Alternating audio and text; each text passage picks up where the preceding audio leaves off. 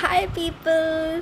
Some of you guys are keep on asking me what kind of color and sheet I am using. In today's eye painting I am going to use Camlin poster color. It is a set of 12 colors, and for the frame I am using masking tape. You can use any kind of tape.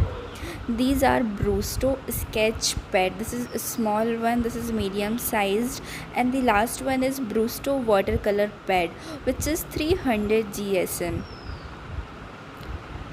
Now these are cake color, and these are water acrylic brushes. You can use it for the both mediums,